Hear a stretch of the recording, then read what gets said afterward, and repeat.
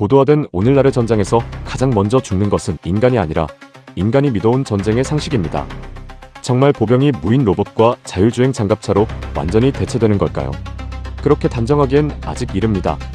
다만 유로사토리 2016 전시장에 들어서는 순간 그 질문을 피할 수는 없습니다. 하늘에는 드론이 떠있고 땅에는 무인 지상 차량이 움직이며 전시장 공식 주제 역시 AI, 사이버, 원격 교전, 지상기동, 항공기동, 산업회복력으로 채워져 있습니다. 전장은 여전히 인간이 서 있지만 인간의 역할은 점점 뒤로 밀리고 있고 전장을 결정하는 힘은 센서와 데이터와 소프트웨어로 옮겨가고 있습니다. 우리 생각보다 이 변화는 은밀하게 이루어지지 않습니다. 너무 빠르고 너무 노골적이어서 마치 전쟁의 문법이 한 번에 다시 쓰이는 것처럼 보입니다. 그러나 정확히 말하면 전장에 인간이 설 자리가 사라진 것이 아니라 인간이 전쟁을 이해하는 방식이 바뀌고 있는 것입니다. 그리고 그 변화의 현장이 바로 파리입니다. 이 질문이 더 무서운 이유는 단순합니다. 전쟁은 늘 가장 비싼 기술이 아니라 가장 빨리 대량화되는 기술로 바뀌어왔기 때문입니다. 지금 우리가 보고 있는 드론과 무인 차량과 자율체계는 더 정교해졌을 뿐만 아니라 더 싸지고 더 빨라지고 더 많아지고 있습니다. 그래서 군 관계자들은 묻습니다. 정말 인간을 더 많이 배치해야 하는가? 아니면 인간을 뒤로 빼고 기계를 앞으로 세워야 하는가? 그 질문이 지금 유럽 방산 전시회 한복판에서 가장 큰 논쟁이 되고 있습니다. 드론이 전장을 지배한다고 말하는 쪽도 있고 아직은 인간 병력과 결합된 혼합 전장이 주류라고 보는 쪽도 있습니다. 둘 다 어느 정도는 맞습니다. 다만 한 가지는 분명합니다. 전장의 중심축이 병력의 단순한 물량에서 무인화 시스템과 네트워크와 산업 생산력으로 바뀌고 있다는 점입니다. 이 장면을 이해하려면 역사적 전환 하나를 떠올려야 합니다. 기병은 오랫동안 전장의 주인이었습니다. 말 위에 올라탄 군인은 속도와 충격력과 위압감을 동시에 가진 존재였습니다. 정말 기병의 시대가 하루아침에 끝난 걸까요? 그렇지는 않았습니다. 다만 반복 소총과 기관총과 전차가 등장하면서 기병이 전쟁의 중심을 지킬 수 없게 되었고 제1차 세계대전 무렵부터 기계와 전력이 점점 자리를 넓혀갔습니다. 전쟁은 결국 더 빠른 속도와 더 많은 화력과 더 낮은 비용을 가진 쪽으로 재편됩니다. 그리고 지금 드론과 무인체계가 하는 역할은 당시 전차와 기관총이 했던 역할과 닮아 있습니다. 기존 질서를 조금씩이 아니라 구조적으로 흔드는 것입니다. 그렇다고 과거가 그대로 반복된다고 말할 수는 없습니다. 기병이 완전히 사라진 것이 아니라 점차 기계와 전력으로 흡수됐듯이 지금의 보병과 전차와 전투기 역시 단번에 없어지지 않습니다. 다만 전쟁을 설계하는 언어가 바뀌고 있습니다. 예전에는 몇 명을 어디에 배치할지가 핵심이었다면 이제는 어떤 센서를 달고 어떤 네트워크로 연결하고 어떤 알고리즘으로 표적을 식별할지가 더 중요해졌습니다. 유로사토리 2016이 강조한 것도 바로 이 지점입니다. 전쟁은 더 이상 단순한 무기 대 무기의 싸움이 아니라 네트워크 대 네트워크의 싸움이고 생산 대 생산의 싸움이며 데이터 대 데이터의 싸움이 되고 있습니다. 그래서 이 전시회를 둘러싼 열기는 단순한 무기쇼가 아니라 군사 패러다임의 재편을 둘러싼 신호로 읽힙니다. 유럽이 이 변화에 특히 민감한 이유는 우크라이나 전쟁 이후 포탄, 병력, 항공비용 예비 계층을 뼈저리게 체감했기 때문입니다. 싸게 날아오는 드론을 막기 위해 더 비싼 요격 체계를 써야 하는 상황이 반복되면 전쟁의 회계장부가 무너집니다.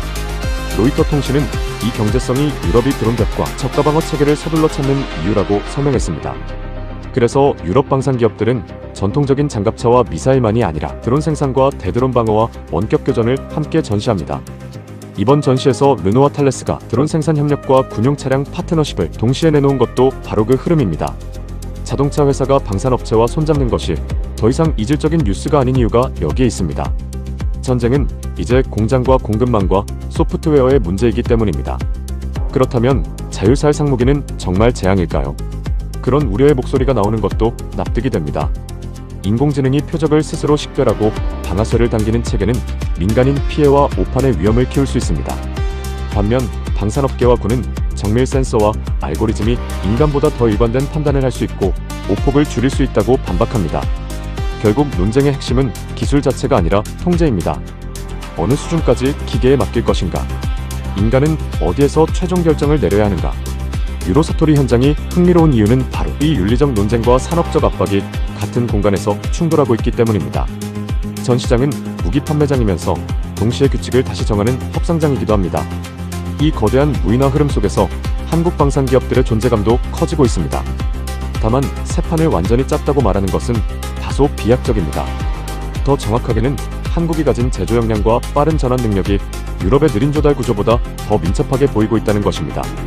이번 유로사토리에서 현대차그룹은 현대로템과 기아와 현대위아를 묶은 통합 전시 공간을 꾸렸고, 현대로템은 K2 전차와 함께 AI 기반 대드론 방호 체계와 무인 플랫폼을 공개했습니다. 기아와 현대위아도 특수 차량과 화력 플랫폼을 선보였습니다. 이것이 시사하는 바는 한국이 단순히 총과 포를 파는 나라가 아니라 상용차 대량 생산과 자율주행과 기동 플랫폼을 국방으로 빠르게 이식할 수 있는 산업 역량을 보여주고 있기 때문입니다. 이것은 유럽이 뒤처졌다는 뜻이 아닙니다. 유럽 역시 자체 생태계를 빠르게 재정비하고 있고, 인드라와 르노와 탈레스처럼 자동차와 전자와 방산이 섞이는 흐름이 이미 시작됐습니다. 다만 한국의 강점은 모듈화와 속도와 대량 생산입니다. 방산은 여전히 고도의 신뢰성과 생산 체계가 핵심인 산업입니다. 그래서 현장에서는 단순한 무기 성능보다 얼마나 빨리 생산할 수 있는지, 얼마나 다양한 플랫폼에 얹을 수 있는지, 얼마나 낮은 비용으로 유지할 수 있는지가 중요해집니다. 유로사토리 2016이 보여준 한국의 존재감은 바로 그 지점에 있습니다. 한국은 이제 무인화 전쟁의 한가운데서 자동차와 로봇과 배터리와 전자제어 기술을 방산으로 연결하는 국가로 익히고 있습니다. 그렇다면 투자자는 이 장면을 어떻게 읽어야 할까요? 단순히 방산주를 사면 끝일까요? 그렇게 보기에는 변화가 너무 복잡합니다. 진짜 승자는 무기 제조사 한 곳이 아니라 무인화 전쟁의 두뇌와 신경망을 구성하는 기업들일 가능성이 큽니다. 군용 자율주행 알고리즘을 만드는 소프트웨어 기업과 악천후에서도 표적을 읽는 광학 센서 기업과 무인기의 채공 시간을 늘리는 고밀도 배터리 기업과 전장 통신을 안정화하는 전자전 장비 기업이 투자자로서 우리가 함께 봐야 할 축입니다. 유로사토리 공식 테마가 AI와 원격 교전과 산업 회복력을 함께 내세운 것도 바로 이 때문입니다. 전쟁은 점점 더 플랫폼화되고 있고, 국방 예산은 점점 더 시스템과 데이터와 생산 능력에 분배되고 있습니다. 하지만 여기서도 과장된 억측은 경계해야 합니다. 무인화가 곧 인간의 완전한 퇴장을 뜻하지는 않습니다.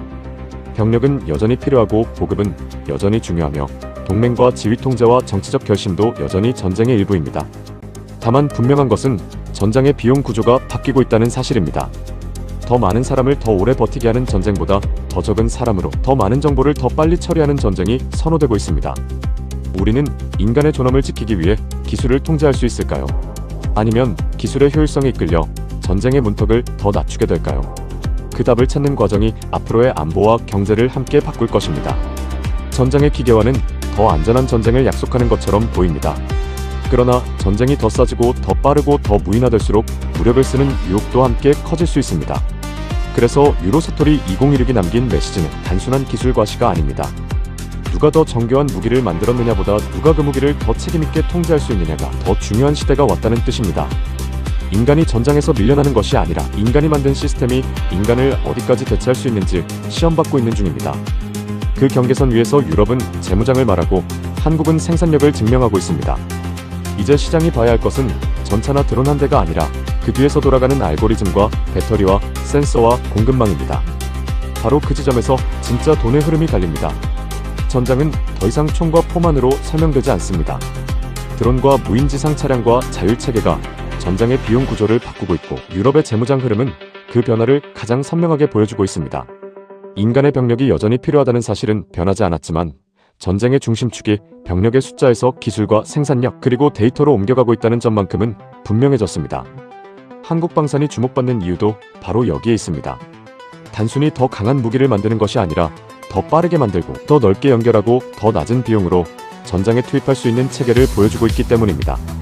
결국 지금의 질문은 하나로 모입니다.